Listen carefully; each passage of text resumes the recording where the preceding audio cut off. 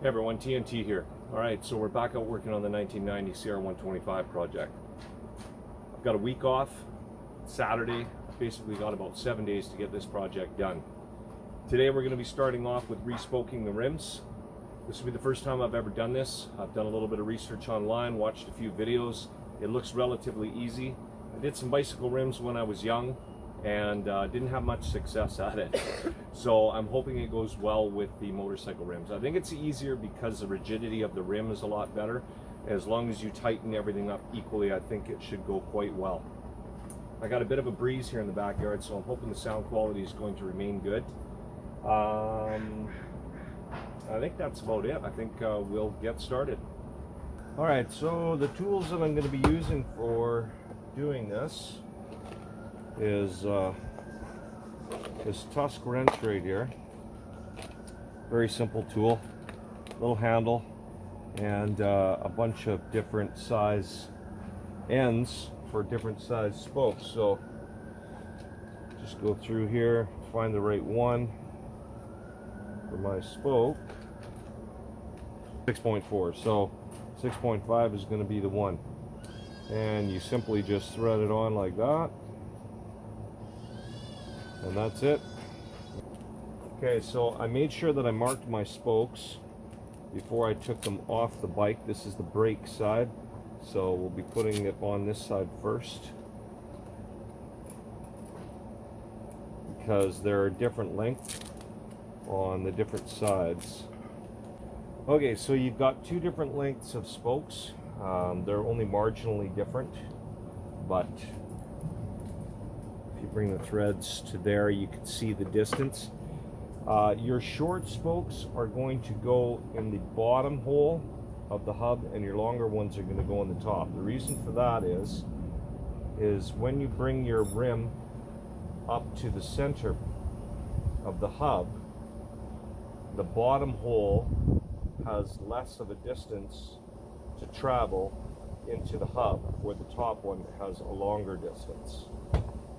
So we're going to start by just inserting all of our short spokes into the bottom holes.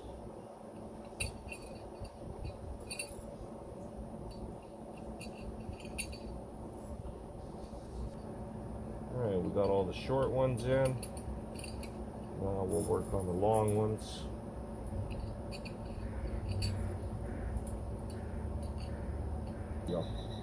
So these are also angled upwards and downwards. So when you're putting your spokes in, you want to make sure that the angle of those holes is facing up towards the side of the hub that you're working on.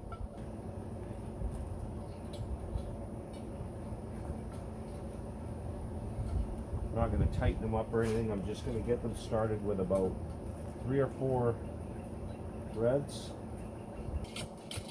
Just going to kind of pull all the spokes and just line everything up, and then what I'm going to do is I'm just going to look at all of the threading and try and match up the distance between where the thread ends and the nut all the way around the wheel. But right now we're going to leave them loose like that, and we're going to flip it over and go to the other side.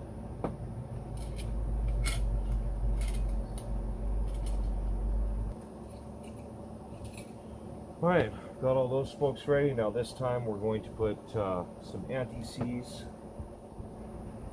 on all of the spokes before I put the nipples on.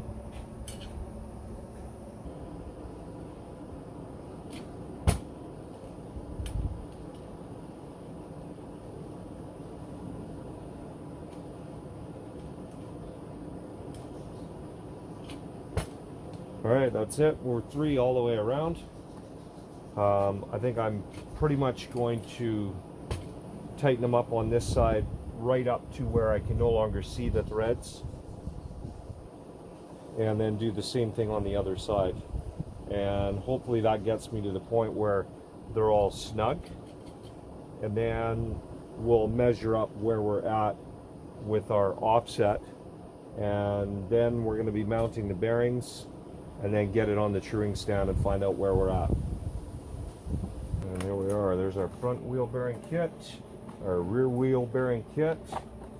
So these kits are both from Pivot Works. Never had any issues with Pivot Works bearings.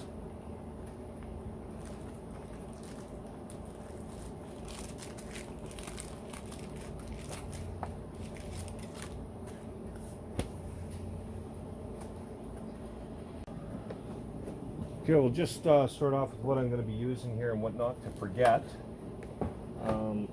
This spacer here is really important, and this can be forgotten really easy. Okay, this actually goes inside your rim between your bearings, and you don't want to miss that part. I've actually installed it before without that in it and then had to remove the bearings. So make sure that you don't forget your spacer. You should have had to have removed it prior. So we'll just put that in the bag. The other thing that comes in handy but is not necessary, okay, I'm going to tell you how you can do this without using one of these kits. I just bought one because I like tools. Okay, this is a seal driver bearing driver kit. I bought 2 of these kits off of eBay. If I can remember, I'll leave them in the description, but you can simply just go look up seal driver bearing driver kit on eBay. They're super cheap. I think this one here was probably about 15 bucks. You want to make sure you're using the right one. You want to make sure that it completely covers the outside race of the bearing as you're hammering it in, but you also want to make sure that it's not going to come in contact with this part of your hub. So you can see that this one is tapered down, so it'll actually fit right inside there, and that's what I want. I want that to fit inside so that I don't wind up hitting the outside of my hub. So this one's going to be the perfect size for this application. I'm going to drop this bearing down inside like that. Get it positioned nice and flat. Then I'm going to take my driver and my hammer. Now in this case I'm going to have to move this down onto something a little more solid, or my table will probably collapse. Get that so that it's sitting nice and flat. Give it a little tap. Okay, just going to have a look at that. Make sure that I'm going in nice and straight.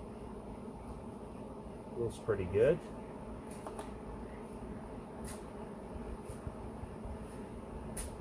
Now, something that concerned me there for 1 second is felt like this didn't want to come out. So the lip of this bolt is just the perfect fit for inside that inner race. I'm just going to feel around it. I can feel that it's going in on this side a little bit quicker than that side, so I'm just going to try and offset it a bit. And everything feels good. It's going in.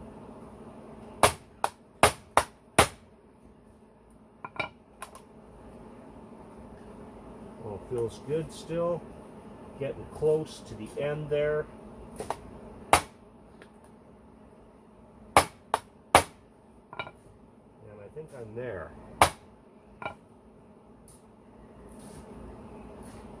Just going to have a look inside. And I'm there. So there you have it, just like that. I can see that I'm below the ridge for the seal. Everything turns well. Now this is going to be same process, right? You're going to use a seal driver, which is the same thing as your bearing driver. You want to make sure that it goes all the way to the outside edge of your seal.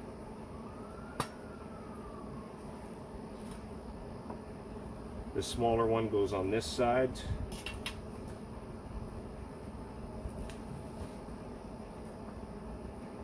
Now this one here is a little bit different. Putting a little bit of grease on the outside of this can actually help this seal out. It can help it out a lot. Sometimes when you hammer these seals in, for whatever reason they don't go in perfect, and they may get slightly warped or maybe a little nick or something like that in it, and there's a good chance that debris can get by.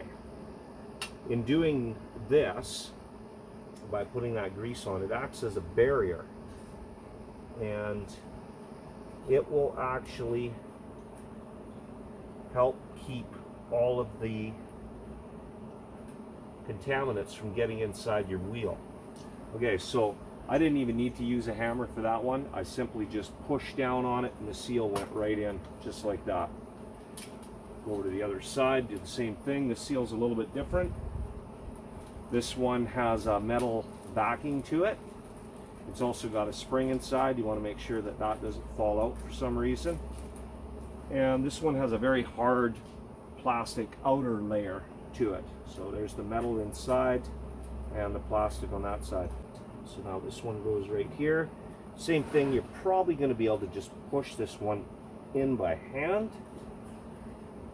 And if not, this seal's a little bit easier if you don't have one of these tools. I'm going to use it because I've got it.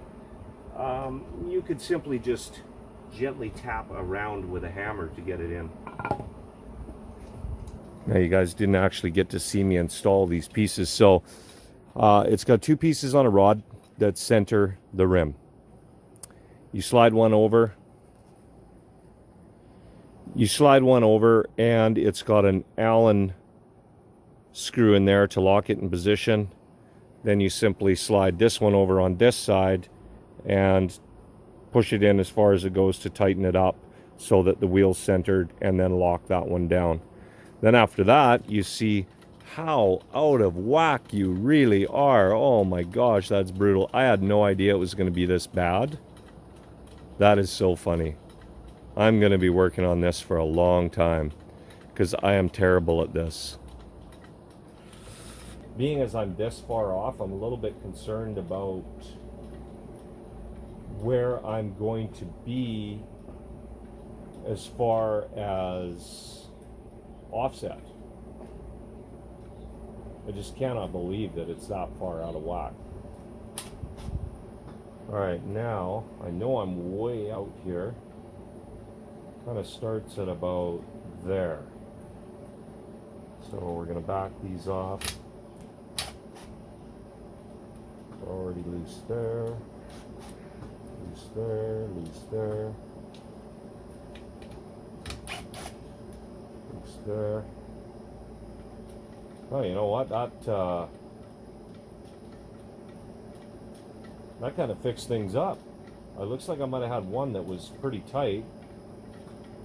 And I definitely got a lot better there. So I think what I'm going to do is I'm just going to feel around for any spokes that I've got that are tight. I got one right there. And I'm just going to see if this thing straightens out. Alright, so I'm going to just try and determine where the center would be of the hub. And I think I'm right about there. That's pretty much where I want to set up. Okay, I got to get some tape and tape something to the side of here so that I have an indicator on left and right. Up and down, it's definitely got some issues as well. Okay, there's the indicator. Now, I'm definitely going to have to move it over, and I have to find a point where I think that the rim is basically centered, which I'm thinking right about there. Kind of like that spot right there for now. So we're going to go from that one. That is where I want to line up to, right there. So I determined that that was going to be the spot. Where's my scratch? Right there. I think that was the centermost point that I had found. So I can already see I'm coming away considerably.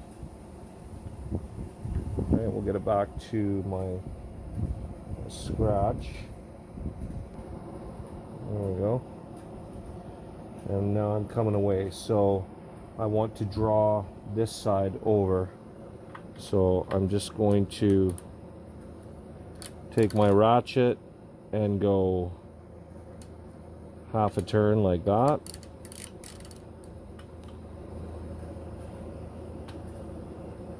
Half a turn and half a turn. Now let's take it back to my scratch. Right there, there it is, okay.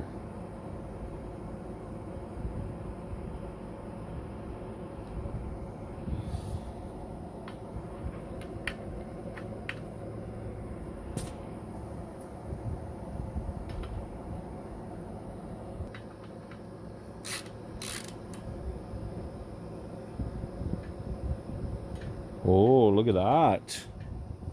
Look at that. Let's check that out. We are a lot closer than where we were before. Got a bit of up and down movement. Definitely going to be able to tweak this now. You know, and then it's basically, is the rim centered to the hub? I'm looking from the back, and here I'll give you guys a view of that. Hopefully you can see. It's not bad. Not bad for center on the hub. Still got a bunch more tweaking to do here, and there's spokes that are loose that have to be tightened up. But got a lot closer. This is definitely time consuming. We'll say that. I'd sure like to watch a master do this, like, you know, somebody in a factory that that does this for a living, to see how they do this.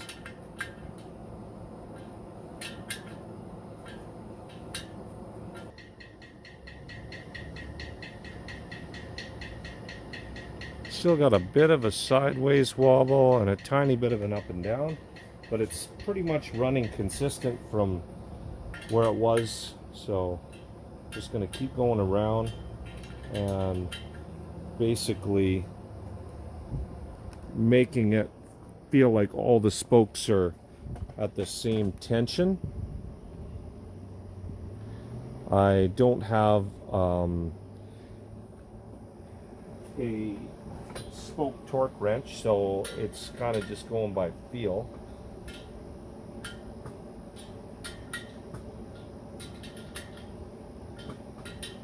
But they all feel like they're getting on both sides to about the same tension, which is good.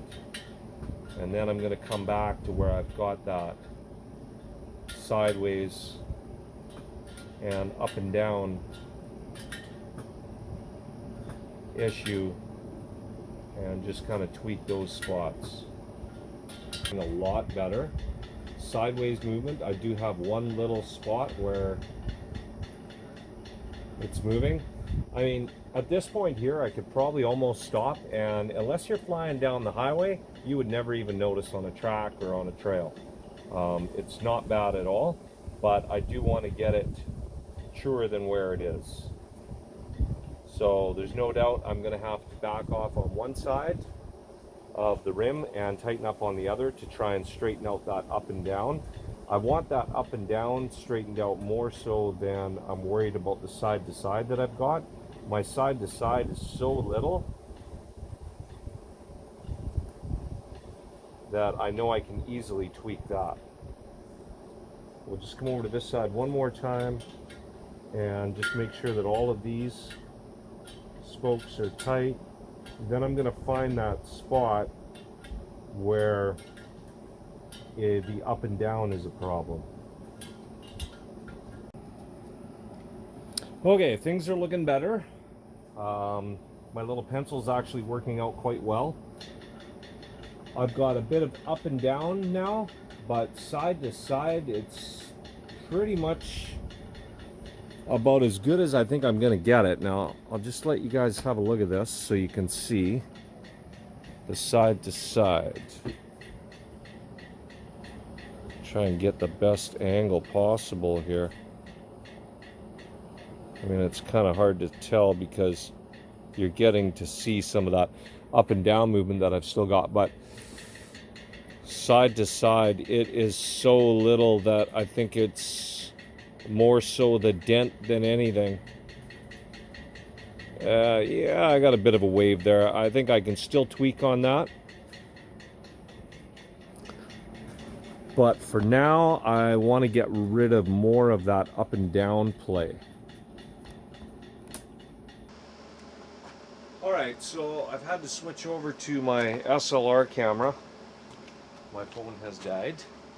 We'll get back to what happened with the truing of the front rim. I got it probably as close as I'm going to get it. The rim does have a dent in it.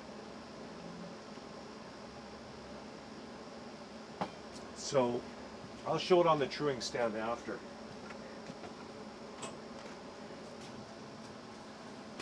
Now comes the fun part. Get it back up on the truing stand and true this rim.